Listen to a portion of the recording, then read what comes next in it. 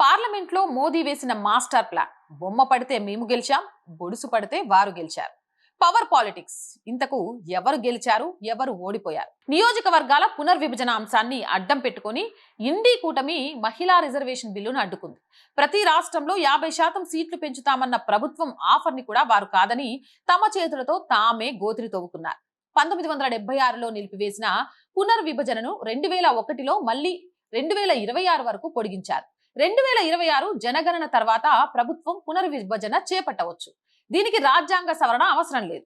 సాధారణ మెజారిటీతోనే మోదీ ప్రభుత్వం వచ్చే ఏడాది ఈ పని పూర్తి చేయగలరు. 2029లో అమలు కావడం కష్టమే కావచ్చు, కానీ పునర్విభజన ప్రక్రియకు 3 ఏళ్లు పడుతుంది కాబట్టి ఇది బహుశా 2034కు వెళ్లే అవకాశం ఉంది.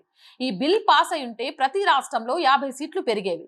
కానీ ఇప్పుడు జనాభా ప్రాతిపదికన పునర్విభజన జరిగితే జనాభా నియంత్రించిన దక్షిణాది రాష్ట్రాల సీట్లు తగ్గే ప్రమాదం ఉంది. తమిళనాడు సీట్లు 39 నుంచి 33కి పడిపోవచ్చు. మోదీని ఎదిరించే క్రమంలో విపక్షాలు సౌత్ ఇండియాకు పెద్ద అన్యాయం చేశాయి. మహిళల హక్కులను ఎవరు అడ్డుకున్నారో సామాన్య మహిళలకు అర్థమైపోయింది. ఇది బీజేపీకి రామ మందిరం తర్వాత మరో పెద్ద అస్త్రంగా మారింది. దీని ప్రభావం రాబోయే యూపీ ఎన్నికలపై స్పష్టంగా కనిపిస్తుంది. అఖిలేష్ యాదవ్ ఎస్సీ, ఎస్టీ, ఓబీసీల కంటే ముస్లిం రిజర్వేషన్ల గురించి మాట్లాడటం ఆయనకే నష్టం చేకూర్చవచ్చు. మొత్తానికి బిల్ పాస్ అయితే అది మోదీ విజయం అయ్యేది, కానీ బిల్ ఆగిపోవడంతో అది విపక్షాల అతిపెద్ద ఓటమిగా మిగిలిపోయింది.